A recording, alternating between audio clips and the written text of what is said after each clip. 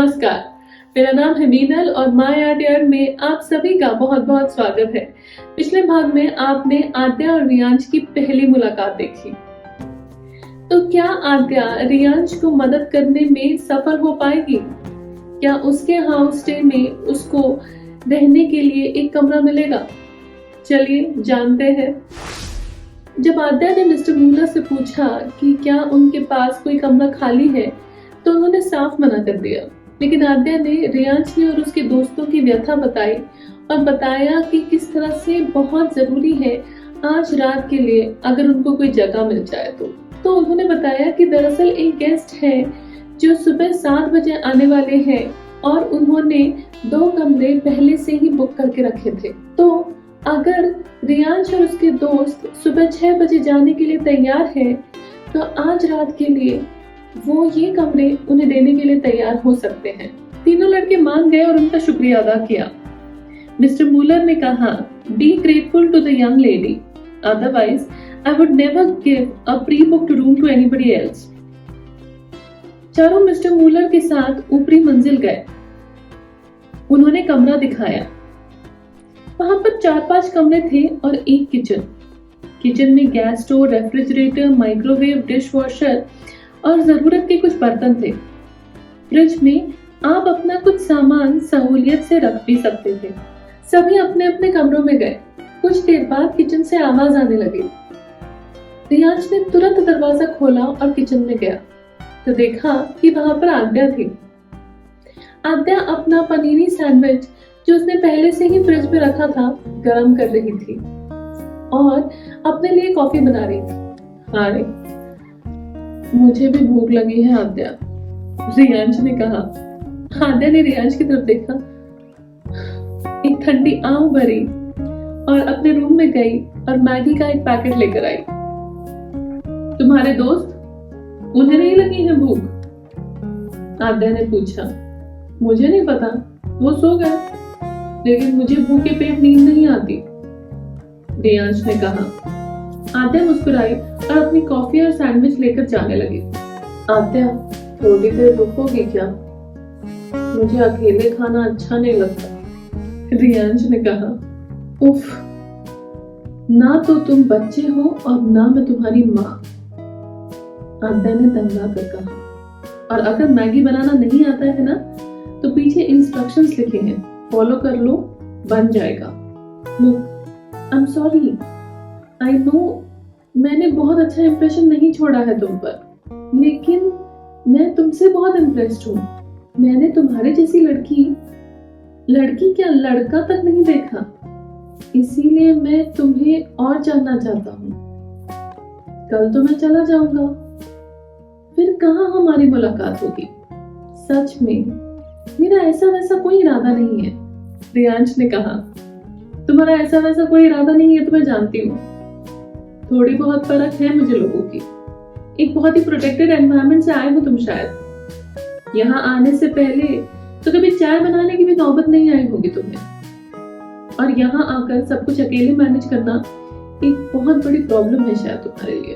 और इसीलिए तुम्हें मुझे देखकर ऐसा लगता है कि ये लड़की इतनी इंडिपेंडेंट कैसे है, राइट? आद्या ने पूछा। तुम्हें कैसे पता? हैरानी में रियांश ने पूछा।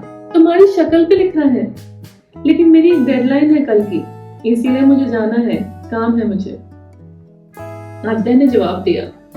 कैसी डेडलाइन? तुम तो छुट्टी पर होगी ना, रियांश ने पूछा। I am on a life long holiday, my hobby is my full time job, Aadya ने कहा। मतलब?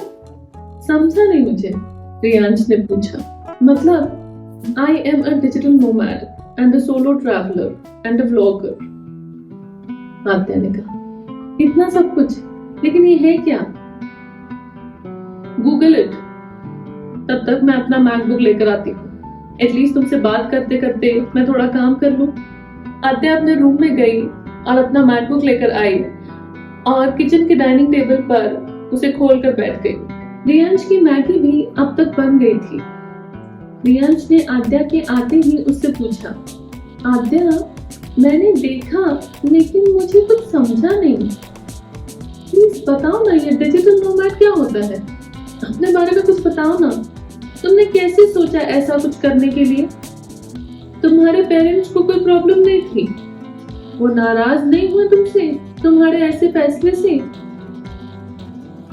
नाराज नाराज क्यों होंगे? मैं कोई गलत काम कर रही हूँ क्या? कुछ इलीगल नहीं कर रही हूँ मैं।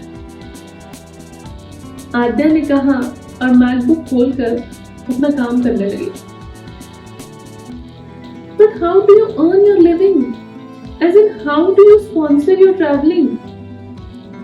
घर के खाने की याद नहीं आती तुम्हें? रियांश ने पूछा।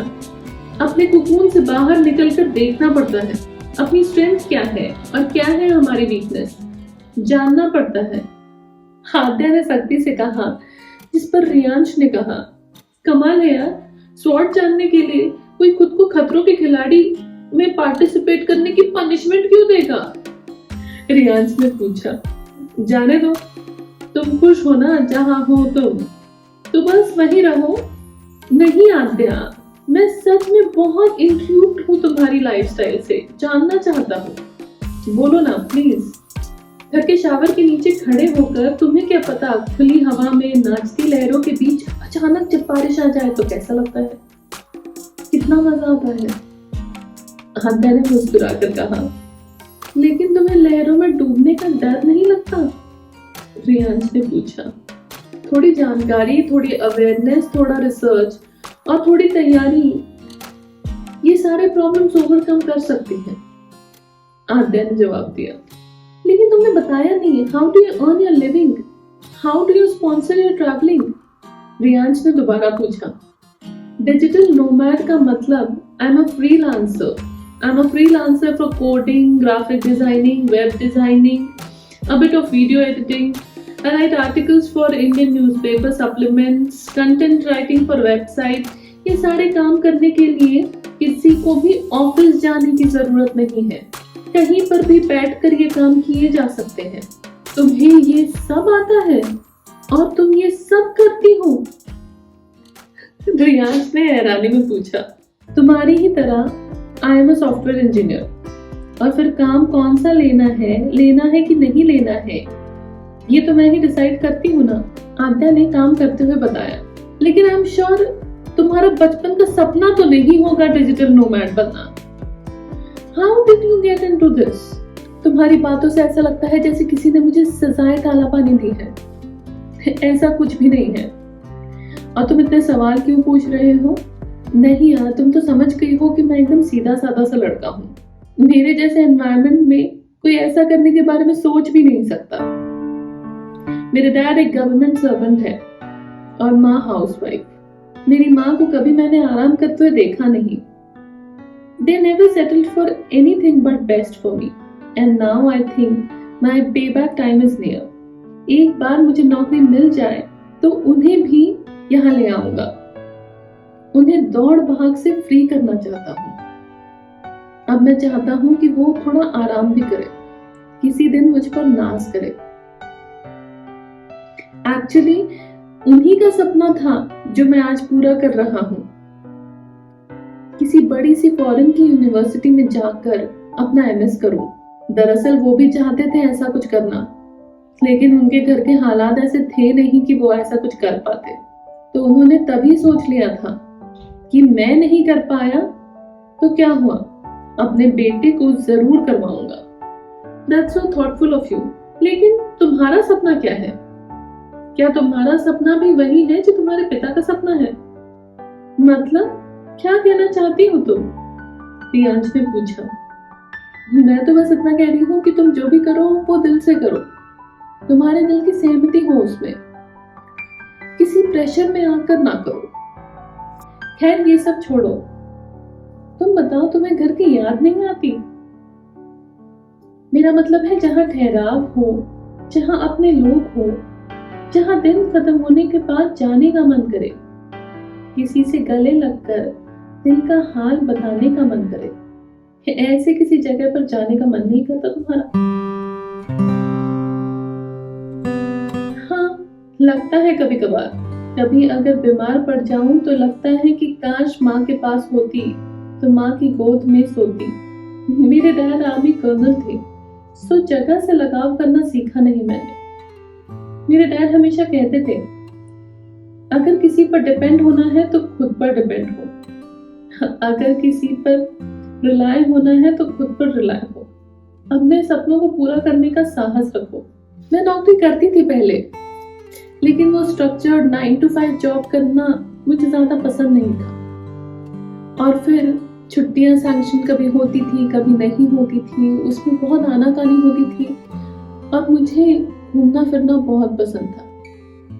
फिर किसी के लिए रुकूं कि अगर कोई हाँ कहे तो उसके साथ जाओ, मजा नहीं आया। तो इसीलिए मैंने अकेले ट्रैवल करने के लिए सोच लिया। I wanted to be my own boss. Wow, hats off to you. इतनी परफेक्ट प्लानिंग तुम करती कैसे हो? इतने आगे का सोचना, सब कुछ अकेले करना, डर नहीं लगता तुम्हें? अगर कुछ गलत हो गया तो? रियांश ने पूछा। झूठ कहूंगी मैं अगर ऐसा कहूंगी कि डर नहीं लगता।